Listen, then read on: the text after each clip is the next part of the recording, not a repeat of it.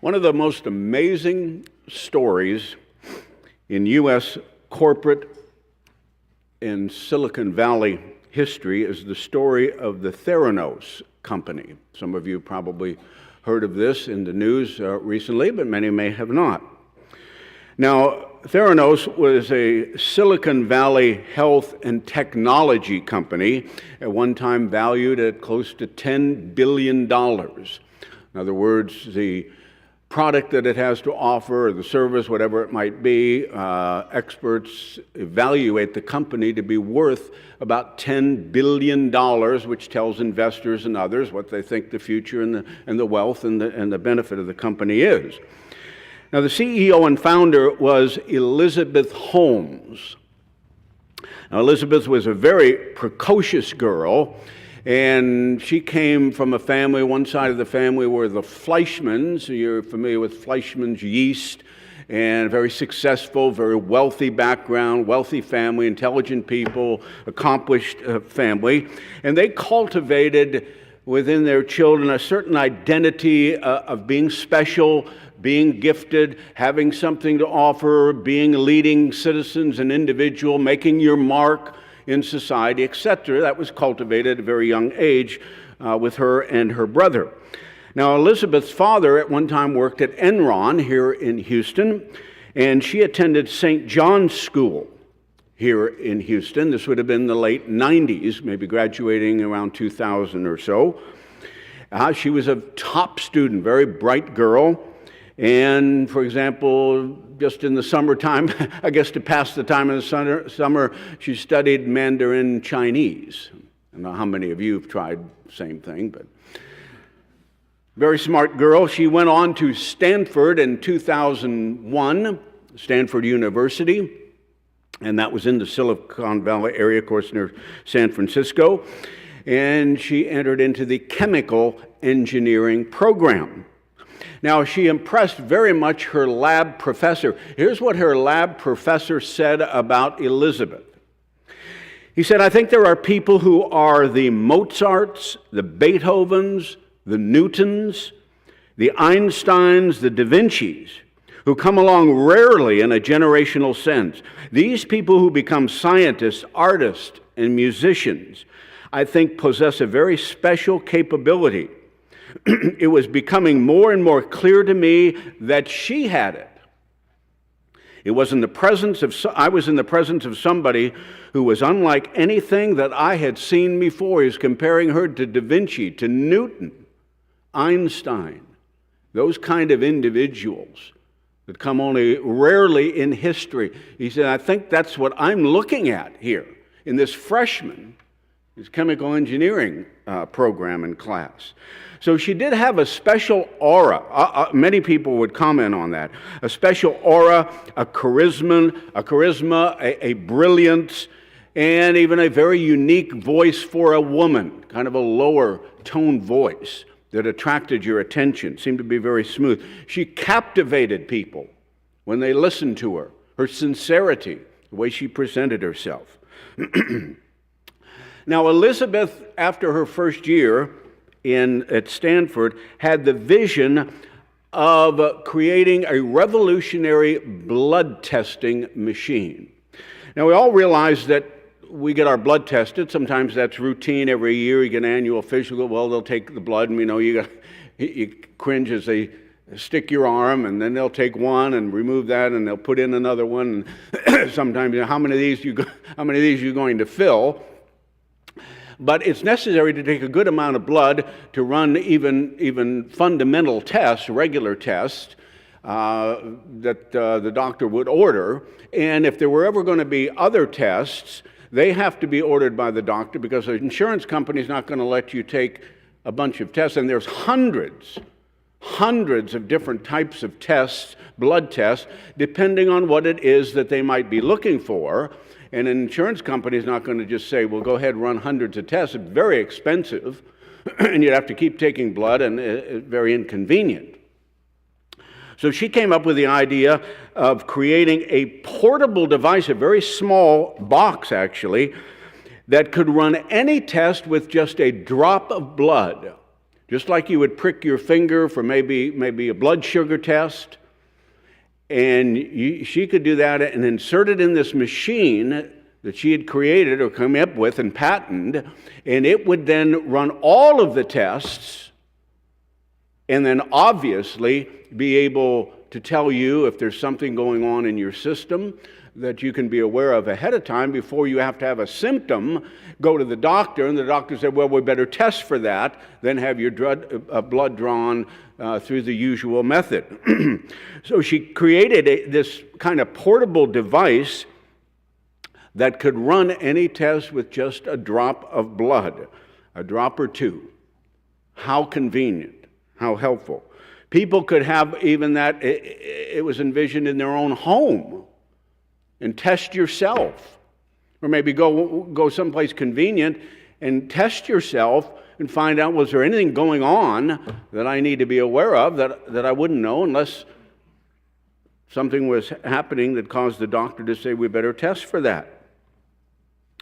So she drops out of Stanford in her freshman year, works on this whole process, develops the device, gets a patent for it, and she gets a $1 million grant from a venture capitalist that she happens to know, some connections to the family. So now she's kind of up and running to try to get this company going that she would like to have. Now, why would anybody give somebody like this money based on, this dream that this machine's going to be where it hadn't been tested or anything? Why would anybody waste any money? Well, they said she's just very, very persuasive, very convincing. She had a visionary kind of a story to tell how this would revolutionize the healthcare business, which it would, if you can imagine. Blood tests are at the foundation of all, the medical field, because so much is told by that. That's the first thing, we run a blood test, figure out what's going on. So the idea was very captivating in that sense, and she herself was very convincing, very bright, very knowledgeable, and she had something, she told him, she discovered how this could be done. Discovered the method that you could do it with a small amount of blood and you didn't have to draw these vials and go through all of that. So people began slowly to invest in that, and so she hired many Apple Computer employees, right from the Apple Computer Company, very talented, very bright, very special, obviously educated individuals in various fields. Elizabeth envisioned herself as the next Silicon Valley icon, kind of like the founder of Facebook, Zuckerberg, or Steve Jobs in Apple, or Dorsey of Twitter, Kalanick of Uber, these billion-dollar companies, highly successful, well-known in Silicon Valley. She envisioned herself the next Steve Jobs. So she attracted more and more people, and the story, I'll mention the book in a moment, but the story in the book explains how all this came about. But she then attracted more people. She attracted Anna Areola. Anna Areola was the Apple product designer. You know how beautiful Apple products are, well made, well designed. So she came on board to Theranos and began working at the company. Here's what she had to say about Elizabeth. She's incredibly passionate, she's very energetic, very expressive with her hands, and has a very unique, distinctive voice that you kind of just get drawn into what she's conveying, and her conviction, it really, really shines through. She's just a very unusual individual, and passionate and sincere, knowledgeable. So this breakthrough technology, I think you can understand, is a very exciting concept. And as people began to learn about it, they didn't want to miss out on it. Getting in on the ground floor of something that's going to be huge, you don't want to miss out on that opportunity if you get get the chance. And we've all seen those things. We've all looked back, and I wish I would have. I remember years ago, I had one of the early Apple products, and I remember then Apple kind of dipped down, had some problems. I think their stock was a few dollars, $5 a share. Oh, if I'd have bought some then. I didn't have any money at the time, but would have liked to have done that. So there's this, get in on the ground floor. Something like this, can you imagine? So she began to be on the front pages of magazines, and I have maybe a slide for you to see that. She was on Forbes magazine and Fortune magazine. There we go. And began to be very well known. And you don't just get on these magazines. Here's the next Steve Forbes. It's huge. So the company began to grow and develop and attract more people. As I mentioned, get into these magazines. She's being invited places to speak. And she early on recruited this Avi Tevanian. He was once Steve Jobs' right-hand man at Apple. And he led their software team. And he comes over as well. Very impressive what's taking place here. So the more that joined her team, the more convinced everyone of how this was huge it was going to be. I mean, look at the people they're attracting. Look at the people that are investing money in this. The board of directors consisted, Henry Kissinger was on the board of directors, George Shultz, Secretary of State, former Senators Sam Nunn, Bill Frist, General James Mattis. This is the board of directors. Her attorney was the attorney that defended Al Gore and the Florida, the Chad whole thing and the presidency a few years ago. Brilliant lawyer, well known. All these people are part of this company. She got Johns Hopkins Hospital, University in Baltimore, to, of course, take a look at her idea, her concept, what she was doing. They were impressed by the idea, said it was great and tremendous potential for the medical field. They did not test anything. They just commented on the idea and the concept and what she was striving for. General Mattis, who was in charge of the military, decided he wanted this device for the military. You can imagine it right there in the field, right there handy, testing the blood instead of going through all the hospital and everything. And he wanted and was pushing that for the military. So Elizabeth then, of course, would turn around and use Johns Hopkins. Well, yeah, Johns Hopkins says it's great. The military, they're using it in Afghanistan. Well, people are impressed, so there's more people attracted to this. Elizabeth managed to get partnership with Walgreens to put them in the Walgreens stores, and also had a contract with Safeway stores, the Safeway supermarkets. Safeway gave her $100 million. Walgreens gave her millions of dollars. Safeway spent, I think, $300 million remodeling their grocery stores because they were going to have a wellness center in part of the grocery. You go buy your groceries. Honey, go get the milk. I'm going to test my blood. Find out that you just prick your finger and put it in that little machine there at the wellness center. Safeway, great. We'll be on the ground floor. Of course, Walgreens is trying to beat out CVS, and Safeway's trying to beat out before anybody else gets it. And somewhere along the way, they say, well, wait a minute, are you sure about this? Well, we don't want to hear it. If we don't act now, their board of directors, if we don't act, these other people are going to jump in there. She's going to make a contract with them. Well, look who's on her board. Look at the people investing in this. Go with it. So they approve it. Their board approves it. So as I mentioned, Theranos becomes a $9 or $10 billion company in Silicon Valley. Beautiful headquarters. Up and running. but there were problems. First of all, the company was very, very secretive, and it was all under the guise of, well, we've got to protect, our technology and protect these things, and people would try to steal it. So it was a tremendous amount of secrecy throughout the company. Even employees, they were in their own kind of silos. Even the various departments within the company didn't speak to each other, all for the sake of, security.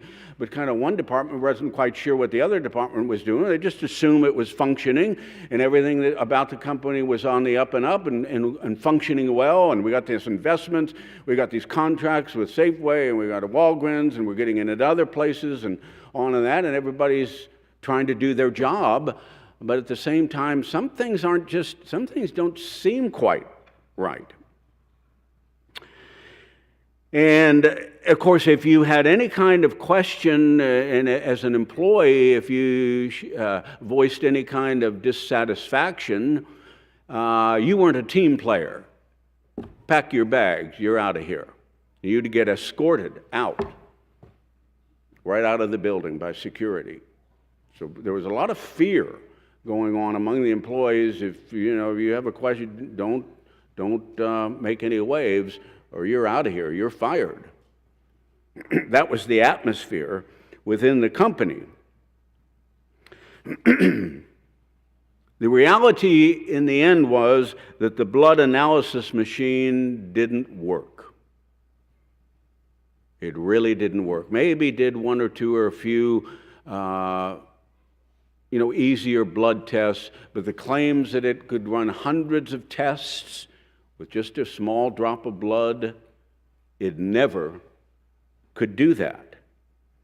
The company actually covered up, because the way it would work when people would use it is that it would be done electronically and through the internet. The machine would take the blood, and the blood would go into the machine, and then information would be sent over the internet and the Wi-Fi to the headquarters in California, Silicon Valley. And what people didn't know is they had a huge room of regular, normal, standard blood testing machines.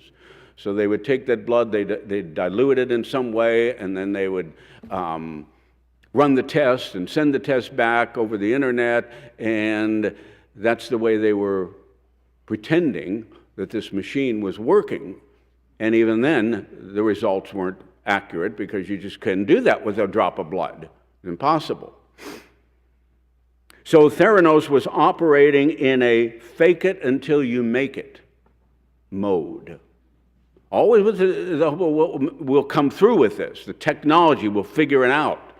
Because the idea was great, the concept. And it worked in a small way. If we can just find a way to make it, but we'll keep it going. Because now it was up and running. More people getting involved, more investments. Elizabeth and a few at the top were able to keep the board in the dark. They didn't know what was all going on. They just assumed it was working. Look at all these people investing in Walgreens and Safeway, and others were in the dark. The FDA was kept in the dark about what exactly they were doing. So the story is in the book that I read. It's called Bad Blood by John Corrieu. A fascinating story about how it all got up and running, how things developed, how it functioned for years, and just amazing story of modern company, billion-dollar company. Top key individuals involved on the board of directors, investors, and everybody. It was on ABC Nightline, the story of this company and Elizabeth Holmes. There's a new movie coming out starring Jennifer Lawrence. She's going to play Elizabeth Holmes. Should be a great, really interesting movie. Well, it's really fascinating to contemplate what exactly took place. How could something like this happen and develop like this? That's what makes the book so very interesting as well. And the company's now kaput. It's gone. It's folded up. and Elizabeth's facing 20 or more years in prison. She's been indicted, maybe a few others as well along the way. How could something like this happen and take place? I've got a few points here, three of them that I thought in connection with this. Now, one of them would have to do, to a certain degree, the quality of greed. Greed. Now, there's nothing wrong with taking advantage of investment opportunities. That's fine. And sometimes you might come across something you think, oh, there's a hot tip, or this should work out. Maybe you'll be right. Maybe it'll pay off for you. Nothing wrong with investing in opportunities that come along. But in this case, a lot of people were afraid to let someone else get in there ahead of them. Better act now, better get in now, better get in on the bottom floor, look at this, look at that, and didn't do their due diligence. Even boards on certain companies and presidents, no, we better move, we better act now, go ahead, make the contract, make the agreement. Somebody will get in ahead of us. If we don't, they'll miss out. Others, investors, wanted to be on the ground floor as well. She got investments from the Waltons of the Walmart family, the Walton family. Rupert Murdoch, Kraft, the New England Patriots family. Hundreds of thousands of dollars or more invested in this. He thought, I'm getting a huge return down the road. Millions and millions of dollars. Well, what's it say in 1 Timothy chapter 6, verse 10? 1 Timothy chapter 6 and verse 10.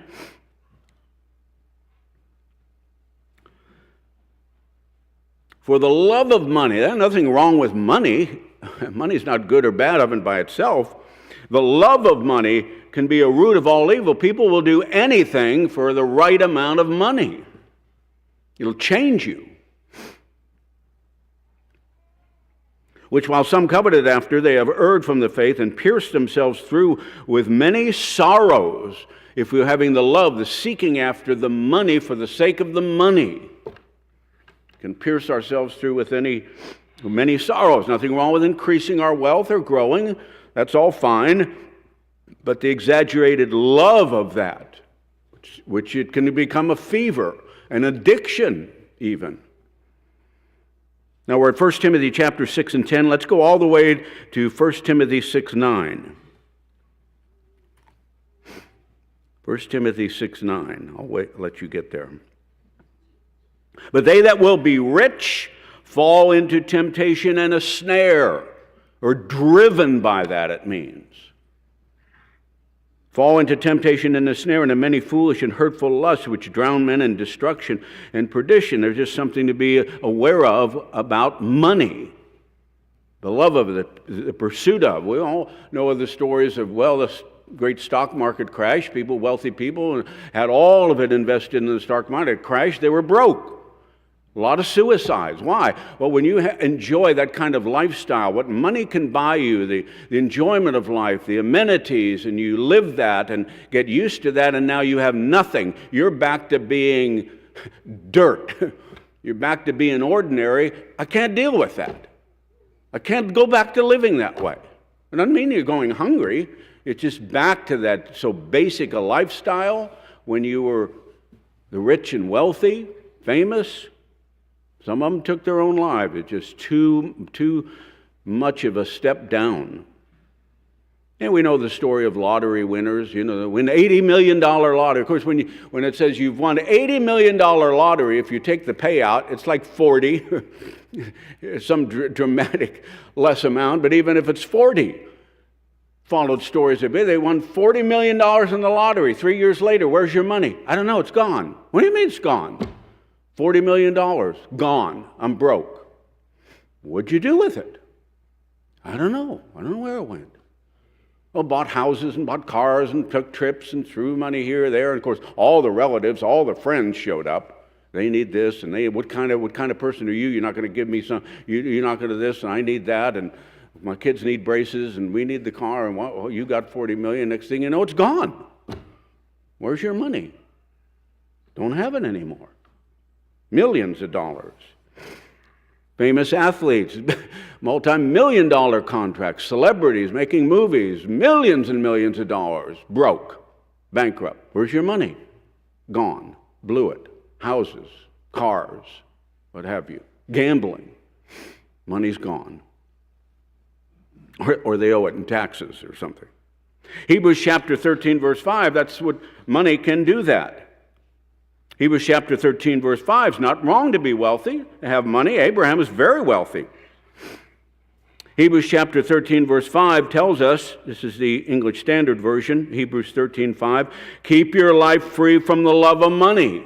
It doesn't say throw your money away. It doesn't say keep yourself from money. Keep yourself from the love of money. Be content with what you have. In other words, it doesn't mean that we can be lazy. That's not what it's saying by be content with what you have. Be lazy. We're to have initiative. We're to use our talents. We're to increase. We're to grow. But once we reach that potential, wherever we might be, our ability, well, then we're content with what we have. Not lustful covetousness of somebody else. Now, in looking back on the greed, I'm not trying to label everybody that might have been involved in this company, because in their defense, in one sense, you would have looked at that. I would have looked at it and said, boy, it's got to be legit. Look at the board of directors. Look at the people. Look at the company. They could contract. John Hopkins says it's a great idea. The military's using it in Afghanistan, it was claimed, and they never used it. You'd be sold on it. Doesn't mean raw greed, but greed entered into a degree, I'm sure. How could somebody deceive so many people that way? That's another fascinating thought and study of human nature as you read through the book. What was going through her mind, some of the others at the top that were aware that this thing doesn't work?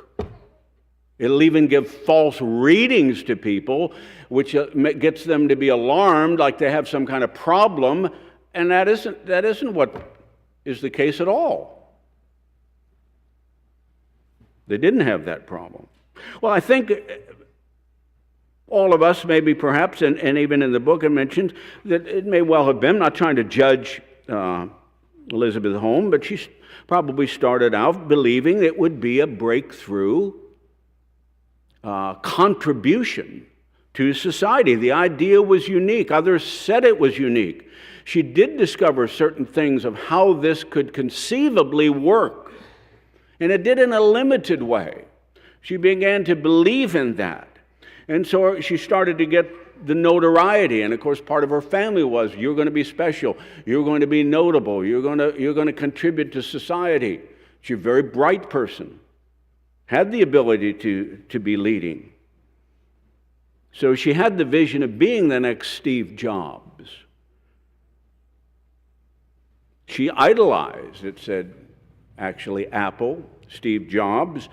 Steve wore a black turtleneck. She wore a black turtleneck everywhere. And looked the very same way. Designed the company and the building a lot after Apple. Kind of reminds me of certain individuals, leaders or ministers left the church and copied everything, like Herbert Armstrong, Ambassador Collins. Same exact thing. Carbon copy. And idolizing in that way. Look at Matthew chapter 4, verse 8. This gets into, at some point, the pride of life element of human nature. The pride, being somebody great, being the next Steve Jobs, being notable.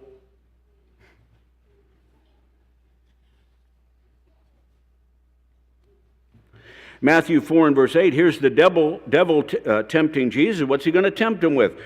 The devil took him up into an exceeding high mountain, Matthew 4, 8 and 9, showed him all the kingdoms of the world, the glory of those kingdoms, the wealth.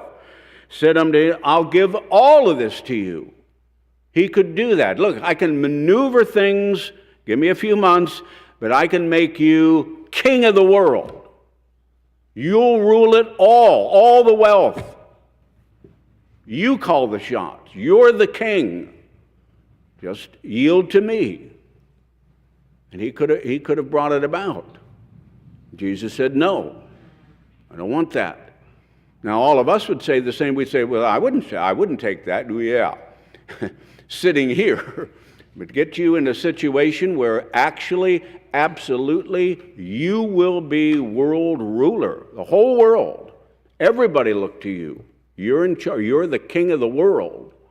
And all of a sudden, that's going to start appealing to your pride, to your nature. Not that easy to turn down when you're in the situation. It's easy to say you wouldn't when you don't have anything, like all of us. But Jesus was offered the world, the king. And no, my kingdom's not of this world. Well, 3 John, I'll read this to you. 3 John 1:9, John wrote to the church, but Diotrephes, who loved to have the preeminence among them. Of course, that's a trait of human nature. He loved the preeminence above everybody else. Sought for that, loved it. The pride of life. That appeals to humans. Elizabeth, as I mentioned, you saw the magazines she was on. She was invited to the White House, guest speaker, well known on all these programs. And here's this individual, the absolute, the youngest individual, the youngest person ever to be a self-made billionaire. Very appealing to the media because here's a woman, attractive woman, young woman, CEO, leading the next breakthrough Silicon Valley company worth billions, changing the world. Wow. Would you like to be somebody like that? As I mentioned, invited to the White House, and you're somebody. What are you going to do if you're in that position? Admit, hey, hold it, wait, stop. It doesn't work. Can't get the machine to work, so we're returning all of your money. And when are you going to do that? When are you going to draw the line and say it doesn't work? You're always anticipating we'll get it right. The technicians will come up with it. We'll figure it out. So you keep it going. Everybody's believing in it. More and more people are coming in, investing, and it's growing, and more notoriety. And so you play it as though it works. But it doesn't. And you've got to hide that. You've got to maneuver and work around and keep employees in the dark because the machine's actually not working. Matter of fact, George Schultz's grandson worked at the company, and he would tell his grandfather, Grandpa, there's problems here. And I don't think this has really ever been tested out. And he didn't want to hear it. Couldn't believe it. Well, you must be mistaken. Obviously, this thing's right and works. Look what's all going on. Well, 1 John chapter 2, verse 16. 1 John 2:16.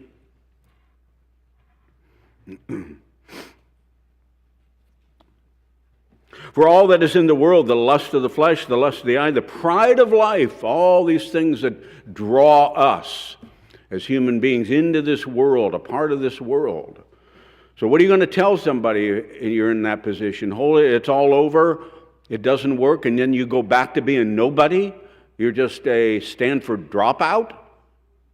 No job? Nothing?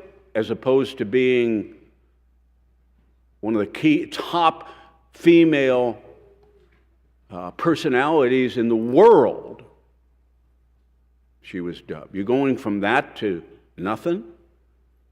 Out of a job? Broke?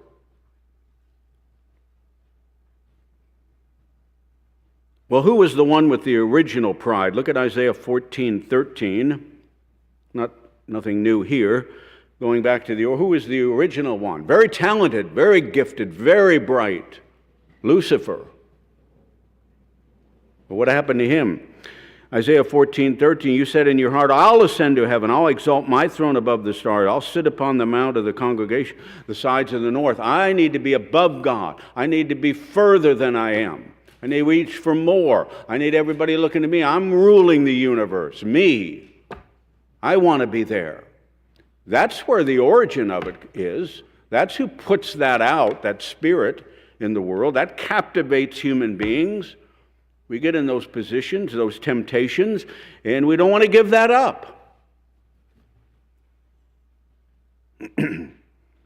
In contrast, John chapter 3, verse 30, John 3:30.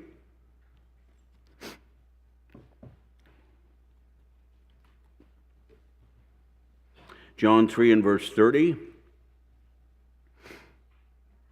Here's John the Baptist. John the Baptist had thousands of people coming to him to be baptized. There's John and all the notoriety, and along come Jesus. Now more people are going over to Jesus. And they came to John, well, what do you think about this? He's baptizing more than you are. What John say? He must increase. John 3:30, he must increase, I must decrease. That's okay. It's of God. It's of heaven. He that comes from above is above all. He that is of the earth is earthy, and speaks of the earth. He that comes from heaven's above all.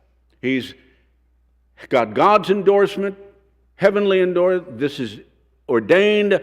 I'm going to decrease. He's going to increase. That's okay. Now, that's not the way humans normally approach it. That's why John says, none greater than John the Baptist. Now, what would many of us do if we were John? Well, send out your disciples and, okay, go out there and get some people in here to be baptized. Well, they don't want to be baptized. I don't care. Just tell them to come on, make it look like we've got crowds of people. Let everybody think, oh, yeah, John's got more people. Let's go with him. We got to build up our backing and make it look like our ministry is bigger than Jesus, or else we're going under. And he didn't think that way. Not the way of the kingdom of God. And it wasn't the way he was. And I'm not trying to totally judge. I don't know totally everything that was in Miss Holmes' heart in that sense, but I'm sure this was a part of the whole scheme, because that's the interesting part of the book. How do you keep something like this going like that when you know it doesn't work? Well, it will work. You convince yourself. It will work. We'll get it in another month, 2 months down the road. Then we'll have it in place. Nobody will know. What difference will it make? You tell yourself that. And finally, point number 3, the thing that came to my mind, if you read it, other things will come to yours as well, but this whole concept of false messiahs. Look at Matthew 24:5. Matthew 24:5.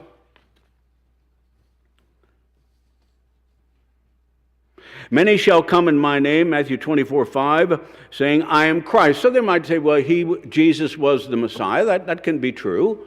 And let me tell you what he said. Or that they are the Christ, a Messiah. Because it says in verse 24, Matthew 24, there shall arise false messiahs, false saviors, thinking they are saviors, false prophets, even showing signs and wonders, and be very convincing, very persuasive, very captivating, mesmerizing. But they're false. They have a Messiah complex. People can get that. They're a savior, a prophet, a Steve Jobs, a breakthrough, a savior for mankind. This whole new concept of testing your blood, saving lives before people learning that they have a proclivity for a disease before they get the disease. Simon Magus was one of those. Acts chapter 8. People thought he was the power of God. And he wanted the Holy Spirit because that is impressive. How do I get this? How much you want for it? He wanted to be a savior, a God. Oh, there's all kinds of people down through history. Jim Jones of Jonestown was kind of that way and had people following him, and special servant that way. Sun Myung Moon was the Messiah. He was Christ on earth to his followers. Unification Church. David Koresh, Branch Davidian, and others come along, and they're these kind of saviors, new Messiah. I've seen some of that, facets of that personally. Some of you have as well. remember the former pastor in New Orleans. I was in New Orleans. He had been there sometime before I was there. He led a group of people away to Oregon. He was said to have had the spirit of prophecy and predict what was going to happen. And they were going to be taken off to heaven at some point. Pick dates that they were going to do that. Had been somewhat unbalanced. I mean, just from stories people told me when I got there, you could have a meeting about having a picnic, and somebody said, well, should we bring a canopy in case it rains? We'll cover the table. Well, you don't have any faith. Pray that it doesn't rain. And if you're talking canopy, you have no faith. Well, the Bible says it rains on the just and in other words, some days it's going to rain. You can't guarantee that you'll never have a rainy day. But nonetheless, you didn't have any faith. There's an unbalance there about spirituality and spiritual matters. Revelation 4 and verse 1. Revelation 4 and verse 1. This is in the worldwide church. Maybe some of you know who I'm talking about. Not important. But Revelation chapter 4 and verse 1, after this I looked, and behold, a door was opened in heaven. The first voice which I heard was as it were of a trumpet talking to me, which said, come up here. Well, that was those people up in heaven. See, they were going to be taken to heaven at a particular date. They had the date. They sold their homes, sold their possessions, gave it all. Because who needs it? We're going to be whisked off to heaven. We're the ones saying, come up here. Right there in the Bible. You can read it. Went off to Oregon. Time went on. That date came. What changed it to another one? That had been just a test. Well, that date came. Changed it again. That was another test. Until finally he passed away. Or some of them wised up, few of them came back to New Orleans. Came to nothing. But he had a certain persuasive, kind of authoritative, certainly a pseudo-spirituality. You kind of get caught up in that personality. You know, it looks like special insight into prophecy. And, well, I never saw that in there before. And next thing you know, you're selling everything and you're on your way to Oregon. Another pastor, somebody I knew, I didn't go to school with him, but I knew him as a fellow pastor. After the split in 95, he felt he was one of the two witnesses. And the other witness was his wife. It was the two of them. How do you decide you're one of the two witnesses? Along with your wife. Well, that's come to nothing. I don't know exact detail of everything, but that's certainly hasn't proven out to be one of the witnesses. Others have had, like what the Bible says, is they've thought more highly of themselves than they ought. How do you do that? Your mind does that to you. Go off somehow. Thinking you're this or thinking you're... How many have left thinking they're, the heir apparent to Mr. Armstrong or the church, or handed down to them, and off they go, and here's a group, and they're the ones, and...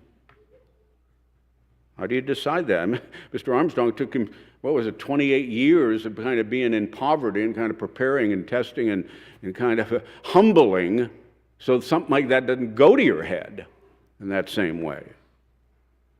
It's kind of a Messiah complex.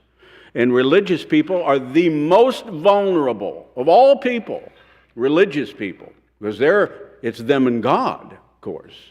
God's the one doing this, that, or the other thing. So that kind of complex attacks religious people more than others.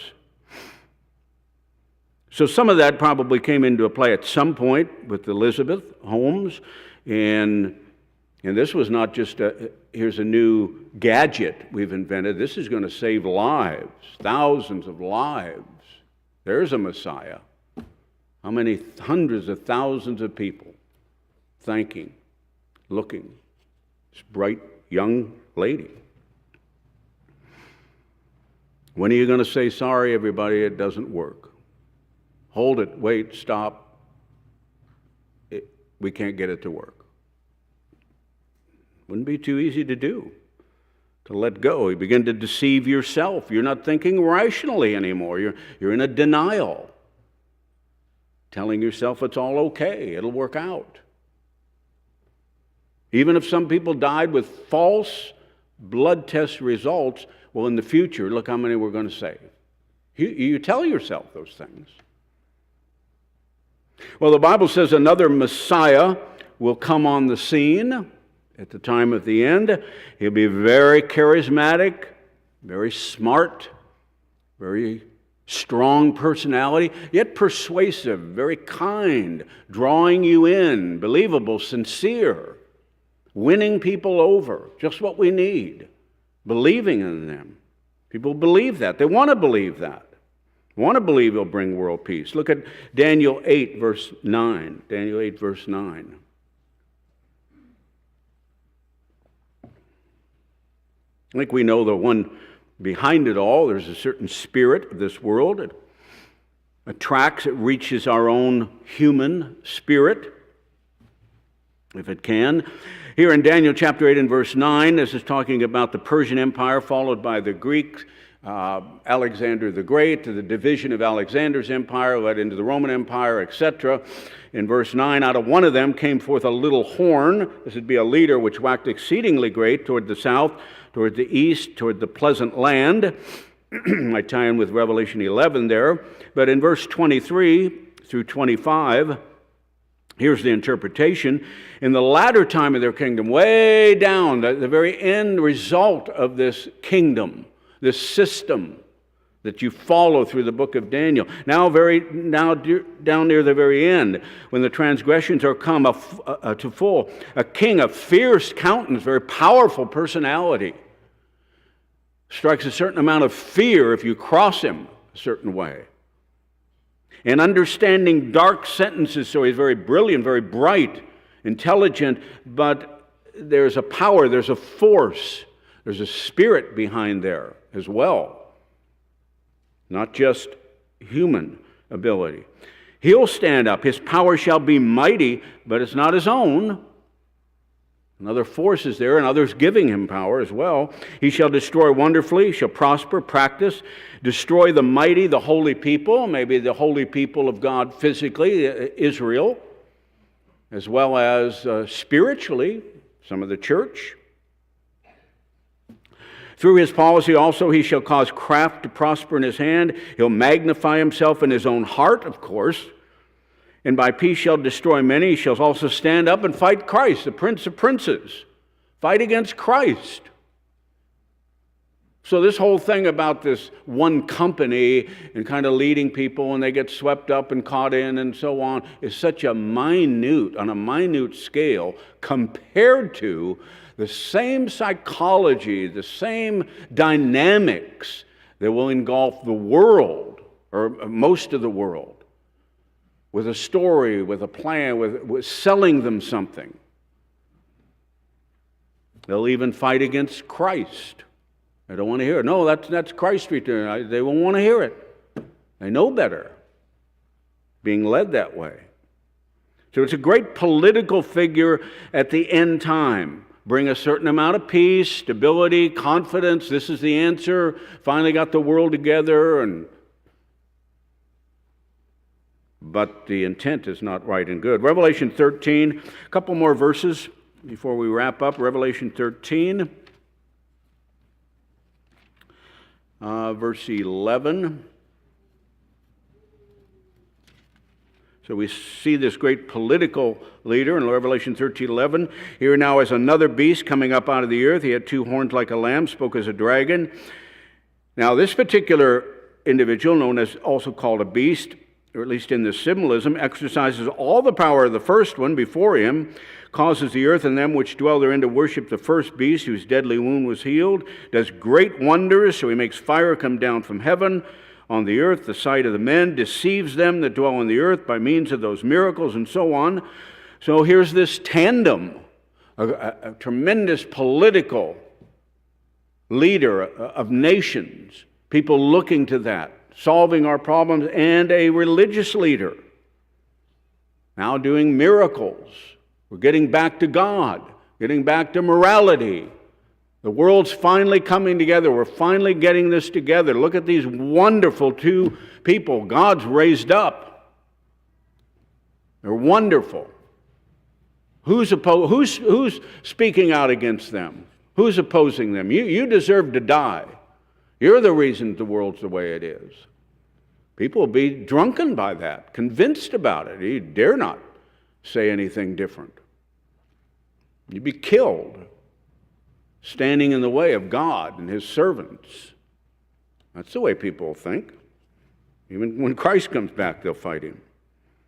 Chapter 17, so you can begin to see, hopefully, whether you read this book or not, how these things develop in the human mind, where Satan can lead the world, how this happened. People get caught up in that. They can't see the difference. They can't discern it.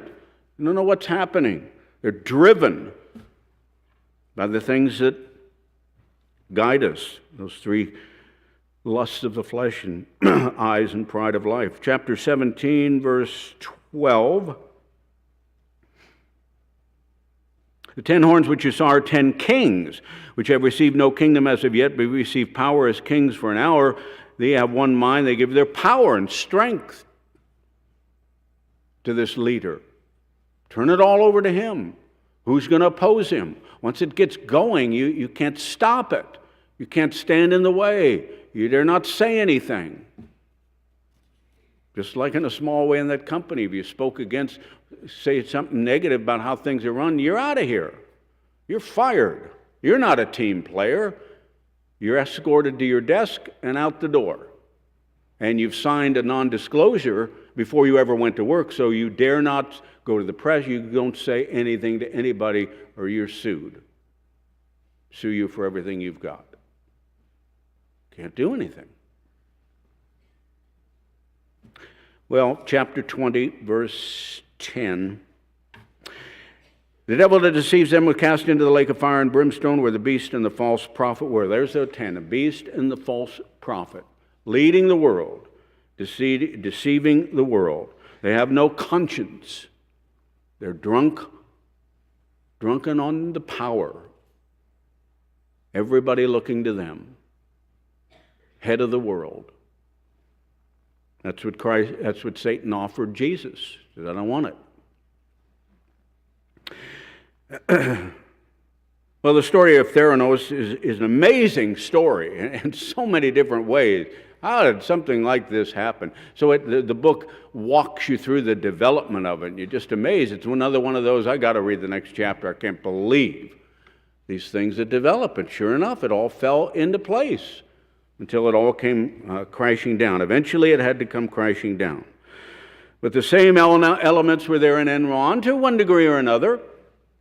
Bernie Madoff, that circumstances and other things down through history. And of course, as we mentioned, it's going to be a much, much greater scale in the future. We can all make bad investments, and we probably all have. I mean, even invested in the car that you thought was the greatest deal ever, and that thing didn't run the next week, or your home you thought was good, or whatever, or any kind of annuities or something you purchased, some investment, and it doesn't work. We can all do that.